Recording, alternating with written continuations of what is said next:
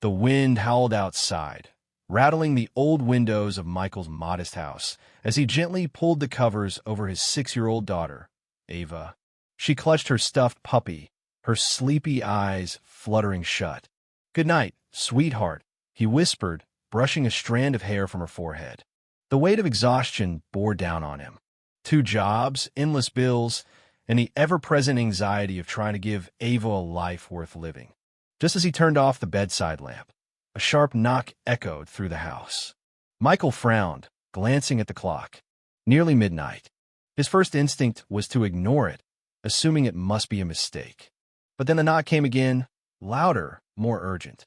Reluctantly, he made his way to the front door, pausing for a moment before unlocking it. When he pulled it open, a young woman stood before him, drenched from the storm. Her dark hair clung to her face, her thin jacket soaked through. She hugged herself, shivering.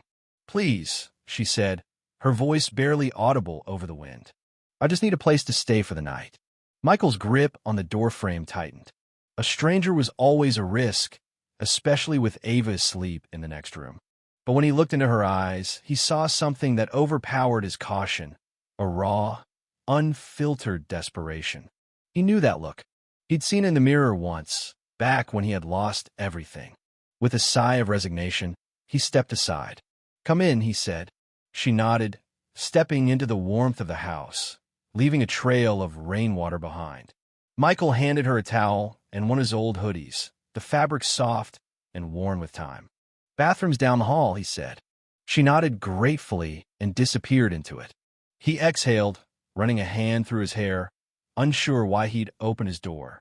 Maybe it was the storm, or maybe it was the way she looked on the edge of collapse.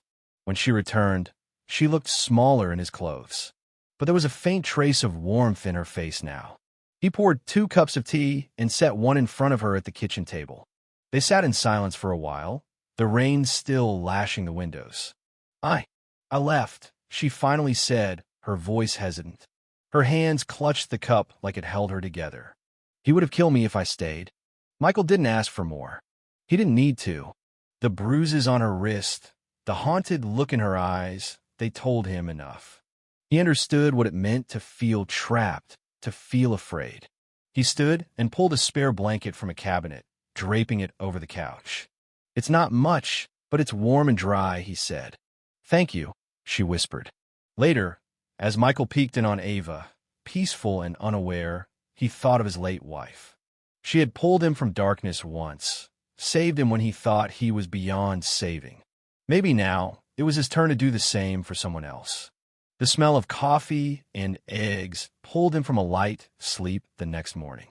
For a second, he thought he was dreaming, until he heard laughter, light, joyful, and unfamiliar. He rubbed his eyes and walked into the kitchen. The woman, Emily, stood at the stove flipping pancakes. Ava sat at the table, giggling as she doodled on a napkin with a crayon. The sight startled Michael. His house, usually quiet and weighed down by survival, felt alive. "Hope you don't mind," Emily said, glancing over her shoulder. "I wanted to thank you." Ava beamed. "She makes the best pancakes, Daddy." Michael leaned against the doorway, watching the two of them. He hadn't seen Ava this excited in so long. "You didn't have to," he said, though he couldn't deny how comforting the moment was. Emily set a plate in front of him.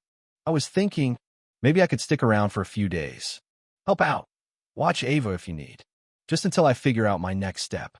He hesitated. Letting her stay longer was a risk. But as he looked at Ava's hopeful face and felt the unfamiliar warmth of his home, something inside him softened. "All right," he said finally. "A few days." A small smile tugged at Emily's lips. "Thank you, Michael." For the first time in years, the house felt less like a place of survival and more like a home. One evening, after a long day at work, Michael stepped inside and paused. Ava's voice carried from the living room. "You make Daddy smile again." His breath caught in his throat. He peeked around the corner and saw Ava on the floor, coloring. Emily sat beside her, folding laundry. The little girl looked up at her with innocent sincerity. Michael hadn't realized how much had changed since Emily arrived. The weight he had carried for years was lighter. He laughed more.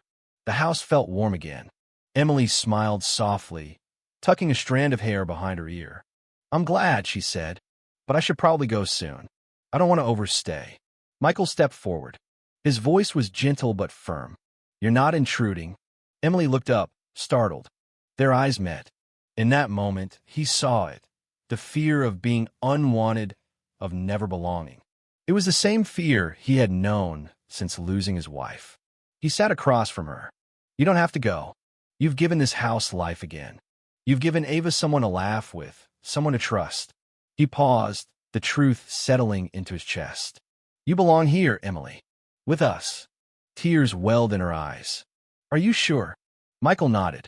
"I've never been more sure." For the first time in years, he wasn't just surviving. He was living again. The evening air was calm, a stark contrast to the stormy night Emily first arrived. The house, once a place of quiet struggle, now hummed with life. Michael sat beside Emily on the porch steps while Ava played in the yard, her laughter echoing in the twilight. "You really want me to stay?"